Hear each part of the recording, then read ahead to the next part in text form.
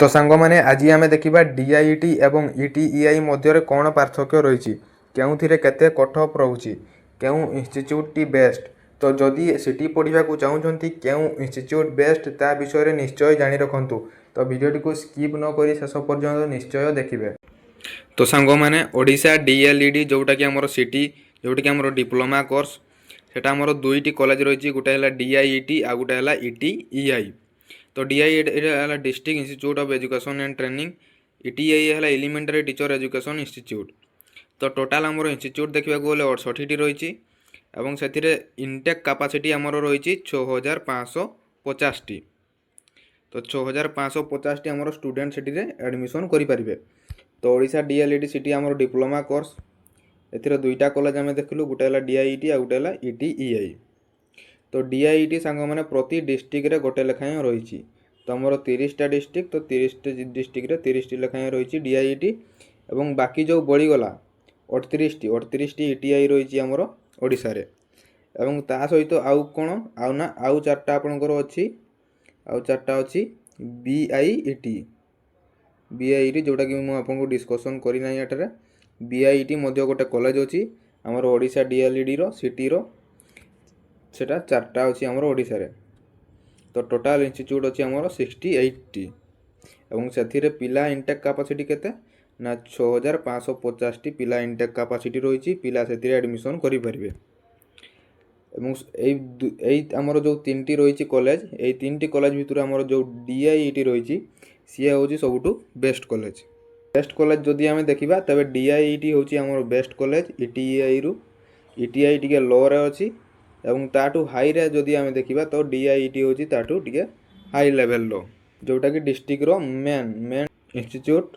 तापर चलतु देखा ए कौन कौन फैसिलिटीज गुड़िक रही डीआईटी रे कौन कौन फैसिलिटी रही ईटीईआई रे कौन कौन आमर फैसिलिटी मिलूची। तो देखो डीआईटी एवं ईटीईआई तो डीआईटी रे आमर लाइब्रेरी मध्य सुविधा मिलूची लैब्स मध्य अच्छी हॉस्टल मध्य तार निजस्व रोची किंतु ईटीआई रे कॉलेज को कॉलेज भेरी करे एवं ए कोर्स रही केते 2टा कोर्स रही गोटे है एफसी कोर्स आ गोटे है पीसी कोर्स।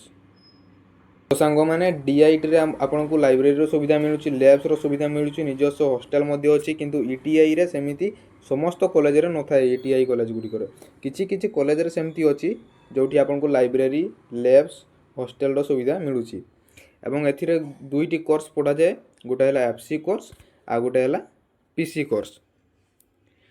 एवं ईटीआई रे देखा कटअफ देखा गले ईटीआई रे आमर कम कटअफ जाए और डीआईटी रे आमर बेसी कटअफ जाए। एवं एथिरे जो कोर्स 2टी रही एथिरे फास्ट आपनकर 2 ईयर कोर्स रही 2 ईयर कोर्स रही। तो फास्ट ईयर आपन को 6टी बही पढ़ा पड़ो सेकेंड ईयर में आपन को से भाई 6टी बही पढ़ा पड़ो। एवं डीआईटी रे आपन को सफिशिएंट टीचर मिल जाउची टीचर अवेलेबिलिटी जदि हम देखिबा डीआईटी रे सफिशिएंट टीचर मिल जाउची ईटीआई रे सेमिति सफिशिएंट टीचर न थांती माने सेमती एते माने सफिशिएंट टीचर न थांती टीचर एते जगै न थांती ईटीआई रे किंतु डीआईटी रे आपनकर सफिशिएंट टीचर अछंती टीचर अवेलेबिलिटी बहुत अधिक रही। जदि आपन ओनली टीचिंग लाइन रे रिसर्च लाइन रे टीचिंग लाइन रे बेस्ट आपन को डीआईटी एवं टीचिंग सहित जदि अन्य लाइन मध्य जाउछंती कॉम्पिटिटिव लाइन जोटे कि आपन ईआईटी को आपन चूज करि परिबे कारण एथिरे टीचर माने सब बडे अवेलेबल थांती। तो आपन को आपनकर जो सिटी रो डीएलईडी रो जो कोर्स रही आपन सब बडे जाय कि समान को पचारि परिबे समान को सहित कथावार्ता हो पारे बुझामणा करि पारे किंतु ईटीआई रे सेमती एते सफिशिएंट टीचर न थांती। तो आपन फांका टाइम रे आपन निजर कॉम्पिटिटिव जो एग्जाम रही प्रिपरेशन करि परिबे। तापर आम कटअफ कथा जदि कहबा कैटेगरी वाइज डीआईटी आउ ईटीआई रे केते कोन रही तो जनरल मानकर रही 80 रु 90% दरकार डीआईटी रे एवं 60 रु 75% दरकार ईटीआई रे। सेही बडी ओबीसी मानकर 70 टू 85% दरकार डीआईटी रे एडमिशन होया पई 55 रु 70 दरकार ईटीआई रे। से बड़ी एससी एसटी मानकर 60 रु 75 रही डीआईटी पई एवं 50 रु 65 रही ईटीआई पई।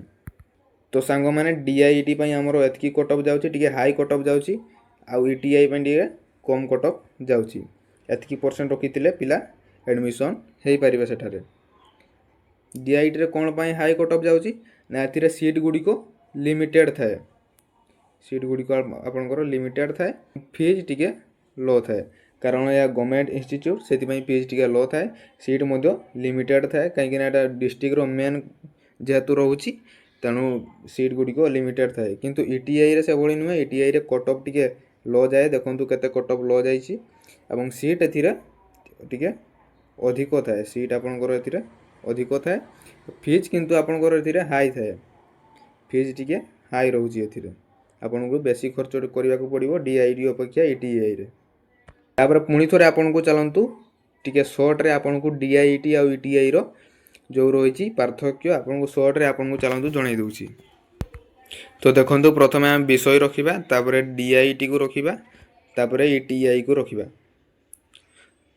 तो प्रथम देखु नियंत्रण क्या द्वारा हुए डीआईटी एससीईआरटी द्वारा सरकार द्वारा ईटीआई एनसीटी द्वारा तापर कोर्स आपंकर रोचे ये डीएलईडी ट्रेनिंग रिसर्च एवं ए खाली डीएलईडी फीज ए आपंकर अल्प रोचे मुझे प्रथम कहीदी तापर एठारे अधिक रोचे ईटीआई रे से भाई कट ऑफ जदि कथा देखा मुझे पूर्वर कहीदी अधिक कट ऑफ जाए ईटीआई रे टिके अल्प कट ऑफ जाए एवं कौटी कौटी अच्छी डीआईटी और ईटीआई यह प्रत्येक जिलार रही डीआईटी ईटीआईटा विभिन्न स्थान रही प्रति जिले में गोटे रु अधिक माने रही ईटीआई किंतु डीआईटी आमर फिक्स गोटे जिले में गोटे ही थाए फीज कथा मुझे आपको कहीदी पूर्वर कट ऑफ कथा आप जानते कोर्स देखु डीआईटी रे डीएलईडी ट्रेनिंग रिसर्च टिके अपर लेवल रो आपन को से पढ़ा जाए किंतु ईटीआई रे खाली डीएलईडी विषय पढ़ा जाए माने प्राइमरी टीचर आमर अपर प्राइमरी टीचर से मानक पई किंतु डीआईटी रे ट्रेनिंग मध्य दिया जाए रिसर्च लाइन में मध्य आपन जाई परिबे सेटर पढ़ी की देखो नियंत्रण एससीईआरटी द्वारा नियंत्रण हुए सरकार द्वारा यह एनसीटी द्वारा नियंत्रण हुए यह प्राइवेट मध्य रही तेणु फीज टी आपन को अधिक लगे किंतु एतिरे फीज गवर्नमेंट जेहेतु फीज टी आपन को कम निया जाए फीज। तो सांग माने आमे जानिले डीआईटी एवं ईटीआई मध्य कौन पार्थक्य रही तापर जानिबा सिटी पढ़िले आपनकर 2 वर्ष रे केते खर्च होउची सेथिपई आपण हम चैनल को सब्सक्राइब कर रखिथिबे जा द्वारा वीडियो अपलोड होला मात्रे आपण माने प्रथमे पाई परिबे।